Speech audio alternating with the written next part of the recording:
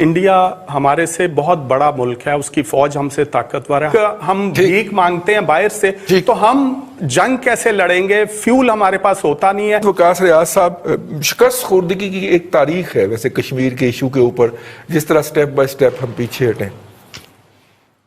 ये जी कश्मीर का जो इशू है ये सन 47 से चला आ रहा है और इसमें कोई एक चीज़ नहीं, इसमें बेशुमार और चीज़ें भी इसके साथ शामिल हैं।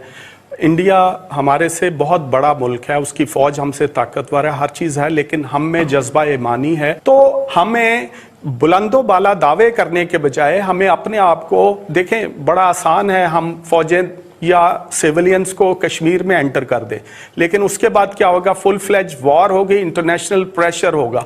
हमें अपने आप को पहले मजबूत करना है। हम आपस में तो एक दूसरे के साथ हम जो है वो पॉलिटिकल डिफरेंसेस हैं, दूसरे हैं इकोनॉमिक, हम भीख मांगते हैं बाहर से, तो हम जंग कैसे लड़ेंगे? फ्यूल हमारे पास होता नहीं है, कार्टेल्स यहाँ पे हैं, माफियाज यहाँ पे हैं। पहले हम अपने आप से लड़ लें, उसके बाद फिर हम जो है अपने से कई गुना बड़े मुल्क के साथ लड़ेंगे। भट्टी साहब, फॉरेन ऑफिस की तरफ से या किसी और तरफ से हमारे वजीर खारजा बड़ी थूके फेंकते हैं मुंह से जब खिताब करते हैं, किसी की तरफ से कोई बयान नहीं आया जी, दफ्तर खारजा की तरफ से भी नहीं आया। लेकिन मामला अब स्टेटमेंट से आगे का है। देखें कितनी बड़ी एक तजाद है, और आप कह लें कि कहने में और करने में। मिसालें आप देते हैं टीपू सुल्तान की और तगरल की जी, नारे लगाते हैं टीपू सुल्तान के, और बने हुए आप बहादुर शाह जफर हैं, ठीक है, जिस तरीके से ये कर रहा है। और हमारे लोगों के लिए तो ये एक तमांचा है कि यहाँ पे हम जुमे को एहतियाज करेंगे, ये करें, और जो करना है वो क्यों नहीं करते? किस बात का डर है और किस बात का खौफ है? और बढ़के क्यों मारते हैं? अगर नहीं कुछ कर सकते तो उनको उनके हाल पे छोड़ दें। और ये बहादुर शाह जफर जो है यहाँ पे बैठे हुए हैं, इनको देखें, मेरी बात सुने। आप कह रहे हैं हमने डिप्लोमेटिकली ये किया, हमने ट्रंप को जाके ये कह दिया। ट्रंप इंतजामिया और अमेरिकन जो फोर्सेस हैं वो सारी स्टेटमेंट्स उनकी देख लें और उनकी सारी एक्टिविटी देख लें, वो तो इंडिया के हैंड इन हैंड खड़े हैं। तो आप उनकी खिदमत किस चक्कर में कर रहे हैं? वो शायद आज भी एक उनका ज़ुल्म खलीलजाद इधर कहीं फिर रहा होगा, मेरा ख्याल आया या आने वाला होगा। तो देखिए, आपको डिसाइड करना है, ये डिफाइनिंग मोमेंट आपके लिए है कि आप किसके खिदमतगार हैं, किसकी आप खिदमत कर रहे हैं, वो आपके साथ क्या कर रहा है।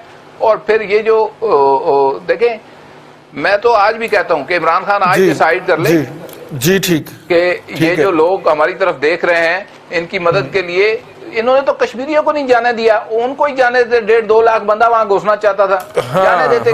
कितने मर जो वहां पे हो रहा है लोगों के साथ, या 10-12 हजार हमारे शहीद हो जाते, मैक्सिमम क्या होना था। इससे यकीन करें, और वैसे भी तो कोरोना से मार ही रहे हैं ना भट्टी साहब। और पाकिस्तान के नाम के ऊपर ये लोग पाकिस्तान के नाम के ऊपर शहीद हो रहे हैं और कलमा पढ़ते हुए शहीद हो रहे हैं। इसका कफारा, इस गुनाह का हमें देना होगा, और ये किस कदर हम देंगे ये वक्त बताएगा। और ये शायद फिर यहाँ पे नहीं होंगे जो इस वक्त है। जी बिल्कुल ठीक है भाई साहब। बिल्कुल, जब बात यह है कि आप कितने नोहे कितने मरसिए मजीद पढ़ेंगे, उन्होंने तो देखें, अगर हम उनकी मदद नहीं कर सकते ना कश्मीरियों की, तो उनका हम बैक बाइटिंग या उनकी पीठ में छुरा मत घोंपें, तो छोड़ दें। हम सिर्फ दावा ही कर रहे हैं आज तक। अब कश्मीर का मामला जो है वो इस हुकूमत पे अगर होता तो उन्होंने तो अपोजिशन पे डाल देना था, कि ये भी उन्होंने किया हुआ है। इनकी सीरियसनेस का तो ये अंदाज़ा लगा लें कि इनके अपने बयान जो है वो नहीं मिलते हैं। अभी परसों की बात है कि वो जो हादसा हुआ है, जो बड़ा सान्या हुआ है हमारा, कि वो स्टॉक एक्सचेंज में दहशतगर्द घुसे, उनको मारा गया, उसको आप देख लें कि कौमी असम्बली में बयान आया वज़ीर आज़म साहब का कुछ, और उसके बाद अगले दिन जो स्टेटमेंट आई वो कुछ और थी कि जी वो तो अफगानिस्तान से हुआ। वो कहते जी रॉ ने किया, वो कहते जी अफगानिस्तान ने किया। एक उन्हीं का वज़ीर साहब फरमा रहे हैं। तो जहाँ पे ये हालत हो रही साहब, देखें, कश्मीरी हमारे भाई हैं, हमारा उनसे खून का रिश्ता भी है, कुछ भी नहीं हो रहा। हम वैसे तो फॉरेन मिनिस्टर साहब हमारे यूं उड़ते हैं जहाज से इधर को जाते हैं और यूं उड़ते हैं दूसरे जहाज से इधर को जाते हैं।